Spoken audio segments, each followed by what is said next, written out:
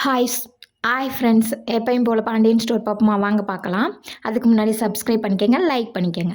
இன்றைக்கி என்ன நடக்குதுன்னு பார்த்தீங்கன்னா, கதிரும் ராஜியும் ஜவுளி கடைக்கு போயிருக்காங்க. ஜவுளி கடையில் வந்து 2 பேரும் ட்ரெஸ் எடுக்கிறாங்க. ராஜிக்கு ஃபஸ்ட்டு சேலை செலெக்ஷன் பண்ணுறாங்க. எடுத்து வைக்கையில் நல்லாயிருக்கான்னு கேட்குறாங்க. நல்லாயிருக்குன்னு சொல்லி 2 சேலை எடுக்கிறாங்க. அப்புறமா சுடிதார் எடுக்கிறாங்க. ஒரு 5 சுடிதார் எடுக்கிறாங்க. அதுக்கப்புறம் பார்த்தீங்கன்னா, வா போகலாம் அப்படின்னு சொல்கிறாங்க. இல்லை, வா உனக்கு சட்டை எடுப்போம்னா, ஐயோ எனக்கு ஊர்பட்ட சட்டை கிடக்கு, நான் அதை விட்டுட்டு இதை எடுக்க முடியுமா அப்படின்னு சொல்கிறாங்க. அப்போ எனக்கு மட்டும் துணிமணி இல்லாமல நான் எடுக்கிறேன், உனக்கு எடுத்தேன்னா தான் அந்த துணியை எடுத்துகிட்டு போவோம், இல்லைன்னா எனக்கு வேணாம் அப்படின்னு சொல்லி ராஜி சொல்கிறாங்க. சரின்னு சொல்லி மேலே போகிறாங்க. மேலே போனால் 3 சட்டை செலெக்ஷன் பண்ணுறாங்க. 3 சட்டையில் ப்ளூ கலர் சட்டையை எடுக்கிறாங்க. எடுத்துட்டு இது போதும்ல அப்படின்னு கேட்குறாங்க. போதுன்றாங்க. போகையில் மட்டும் ராஜிக்கும் உனக்கும் தோடு இதுக வாங்கிக்கிட்டு போயிடுவோம் அப்படின்னு சொல்லி சொல்கிறாங்க கதிர். நான் என்னோடய செலெக்ஷன் பிடிக்கும்ல அத்தைக்கு அப்படின்னு சொல்லி கேட்குறாங்க ராஜி. உன்னுடைய செலெக்ஷன் அதெல்லாம் அத்தைக்கு பிடிக்கும் அப்படின்னு சொல்லி சொல்கிறாங்க. சொல்லிவிட்டு அப்படியே பார்த்தீங்கன்னா பாண்டியன் ஸ்டோர் கடையை காட்டுறாங்க. கடையில் வந்து சரவணனும் அவங்க அப்பாவும் இருக்காங்க. வேலை பார்த்துக்கிட்டே இருக்காங்க. பார்த்துக்கிட்டு இருக்கையில், எனக்கு வெளியில் ஒரு வேலை இருக்குடா, நான் போயிட்டு வந்துடுறேன், நீ வந்து 3 மணிக்கு அந்த கல்யாணம் ஆர்டர் கொடுக்கணும், அவங்களுக்கு 3 மணிக்கெலாம் அங்கே டெலிவரி பண்ணணும்டா, நீ அதுக்குள்ளே பண்ணிடுறா அப்படின்னு சொல்லிட்டு அவர் வெளியில் போகிறாரு. வெளியில் போய்கிட்டு இருக்கையிலே பார்த்தீங்கன்னா கதிருக்கு வந்து சரவணனுக்கு வந்து மெசேஜ் வருது. மெசேஜ் யாருன்னு பார்த்தீங்கன்னா, அவங்க ஃப்ரெண்டு ஒரு பொண்ணு இருக்காங்கள, அந்த பொண்ணு ஒரு மெசேஜ் பண்ணுது. இவரும் மெசேஜ் பண்ணுறாங்க. அப்புறமா நான் ஃப்ரீயாக இருந்தால் உனக்கு கால் பண்ணலாமான்னு கேட்குறாங்க. ஓகே கால் பண்ணு அப்படின்னு சொல்லிட்டு வச்சிடறாங்க. வச்சு முடித்தோடனையும் அப்படியே பார்த்தீங்கன்னா பாண்டியன் ஸ்டோர் குடும்பத்தை கட்டுறாங்க. குடும்பத்தில் வந்து இட்லி வச்சு எல்லோரும் சாப்பிட்டுக்கிட்டு இருக்காங்க. சரவணன், அந்த ராஜி, அவங்க அப்பா வந்து அதுக்கப்புறம் வர்றாரு. அவங்க மாமா நீங்கள் வந்து இனிமேல் தாய் மாமன் மாதிரி நடந்துக்கணுங்க மாமா, எனக்கு வந்து டெய்லி பாக்கெட் பணமாக எனக்கு ஒரு 50 ரூபா கொடுங்க மாமா அப்படின்னு சொல்லி அந்த பாப்பா கேட்குது. கேட்டதுக்கு சரி பாப்பா, உனக்கு என்ன 50 ரூபா தானே மாமா, உனக்கு 100 ரூபாவா தரேன், நீங்கள் தான் மாமா நல்ல மாமா அப்படின்னு சொல்லி அந்த பாப்பா சொல்லுது. சொன்னோன்னையும் என்னக்கா உனக்கும் மாமாக்கும் உள்ள சண்டை முடிஞ்சிருச்சா அப்படின்னு சொல்லி கேட்குறாரு. அப்போ அவங்க தம்பி கேட்குறாரு, ஏய் அதை பற்றிலாம் இனிமேல் எதுவும் பேசாங்கடா, நான் இனிமேல் அவர் கூட பேசுகிறதா இல்லை அப்படின்னு சொல்லிட்டு வச்சுக்கிட்டே எல்லாரும் சாப்பிட்டுக்கிட்டு இருக்கையிலே பார்த்தீங்கன்னா பாண்டியன் வந்துடுறாரு. வந்து உட்காடுறாரு. அவருக்கு இட்லி போதுமாங்க, தோசை வேணுமாங்க, இட்லி மட்டும் போதுமா, தோசை போய் சுட்டுட்டு வரவா அப்படின்னு சொல்லி கேட்குறாங்க.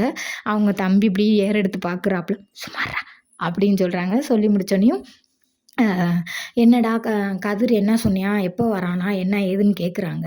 இப்போ தான் தம்பிகிட்ட சொல்லிக்கிட்டு இருந்தாங்க நான் பேச மாட்டேன்னு. அடுத்த நிமிஷமே என்ன செய்கிறாங்க, சொல்லிட்டியாங்க, கிளம்பிட்டாங்களாங்க, நாளைக்கு வர்றாங்களாங்க.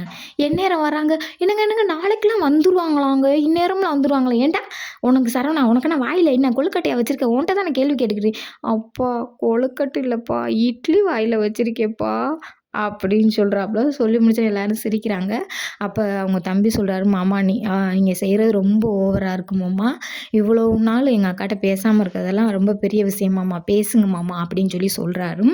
டே, இந்த இதில் நீயும் கூட்டுக்கலவானியா, இல்லை நீ சேர்ந்து தான் தப்பு பண்ணியிருக்கியா என்ன? ஐயோ இல்லை மாமா, சத்தியமாக எனக்கு இது தெரியாது, நானே என் அக்கா சொல்லல சாக்காகத்தானே மாமா செஞ்சேன், என்னங்க மாமா இப்படி என்னையே கேட்குறீங்க அப்படின்னு சொல்கிறாரு.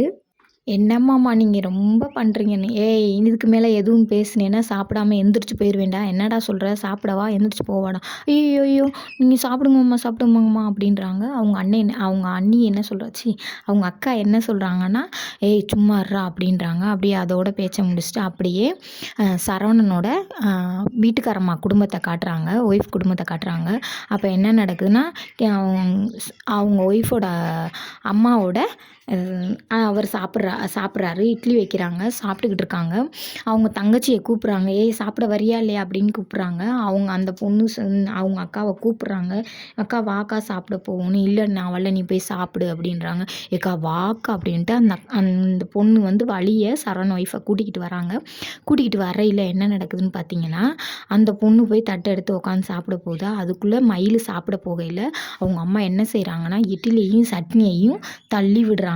அப்படியே ஸ்டக் ஆகி அவங்க அப்பாவும் அந்த பிள்ளையும் பார்க்குறாங்க. தட்டில் இட்லி வைக்கல. அவங்க தங்கச்சி வந்து இட்லிய வச்சு குடுக்குறாங்க. வச்சு குடுத்தோனே பார்ப்போம் மயில் உங்க கண்ணுலேருந்து தண்ணி அப்படியே தேங்கி நிக்கிது. நிக்கையில இட்லிய லைட்டா பிச்சு வாயில கூட வைக்கல. வைக்கும் முன்ன அவங்க அம்மா பார்த்தீங்கன்னா, மயில அவ்வளோ பேச்சு பேசுறாங்க. என்ன பேசுறாங்கன்னா, அ "நீ மாமியார் வீட்டுக்கு போய் இருப்ப" அப்படின்னு சொல்லி புருஷன கைக்குள்ள போட்டுக்குவேன்னு பார்த்தா, "நீயே இப்படி செஞ்சுட்ட, வச்சுட்டேன்னு" சொல்லி பேசுறாங்க. அவங்க தங்கச்சி சொல்றாங்க, நீ செஞ்ச தப்புக்கு அக்கா எதுக்கும்மா திட்டுற?" அப்படின்னு. "வெட்டு விளக்கமாத்த ஏன்டி? நானா என் வயசுக்கு மீறி, என் சக்தி மீறி நான் அவளுக்கு கல்யாணம் பண்ணி வைக்க தான் செஞ்சேன். அதில இவளுக்கு புருஷன கைக்குள்ள போட்டுக்க தெரியல, மாமனார் மாமியார் கிட்ட நல்ல பேர் வாங்க தெரியல. இப்படி இருந்துட்டு இவ வந்து என் வீட்ல உட்காந்து சாப்பிட்றா. அதாவது எத்தனை பிள்ளைய பெருந்திருக்குக பாரு. நான் தான் இவள பெத்தேனான்னு தெரியல" அப்படின்றாங்க. அப்புறம் எங்கிட்ட ஆஸ்பத்திரியில தான் மாத்தி கீத்தி எடுத்துட்டு வந்து தொலைஞ்சிட்டேனான்னு தெரியல அப்படின்னு சொல்றாங்க. தட்டு முன்னாடி நின்டுக்கிட்டு கண்ணுல அழுகாத, தரித்திரியம் தாண்டவம் ஆடுது. இங்க இருக்க தரித்திரியத்தையே தாங்க முடியல. சும்மாவே 3 பேர் சாப்பாட பார்த்துக்கிட்டு இருக்கோம். இதில நீ ஒருத்தி 4வதா வந்து உட்காந்து இம்சைய குடுத்துக்கிட்டு இருக்க. இனி உனக்கு காலம்னா உனக்கு வேற நாங்க சமைச்சு கொட்டணும் அப்படின்னு மயில திட்டுறாங்க. அவங்க அம்மா திட்டுனோனையும் மயில் எந்திரிச்சு ஓடி போய் கதவ சாத்திக்கிட்டு அழுன்னு அழுகுறாங்க. அழுதுட்டு சரவணனுக்கு நம்பர் எடுத்து, "மாமா என்னைய நீங்க வந்து பிளாக் பண்ணி வச்சுருக்கீங்க. நான் என்ன போட்டாலும் உங்களுக்கு வராது. இருந்தாலும் உங்ககிட்ட என்னால பேசாம இருக்க முடியல. எனக்கு இங்க இருக்கிற ஒவ்வொரு நிமிஷமும் நரக வேதனையா இருக்கு மாமா" அப்படின்னு சொல்றாங்க. அதோட இன்னைக்கு நாடகம் முடிஞ்சிருச்சு. பிடிச்சிருந்தா சப்ஸ்கிரைப் பண்ணிக்கங்க.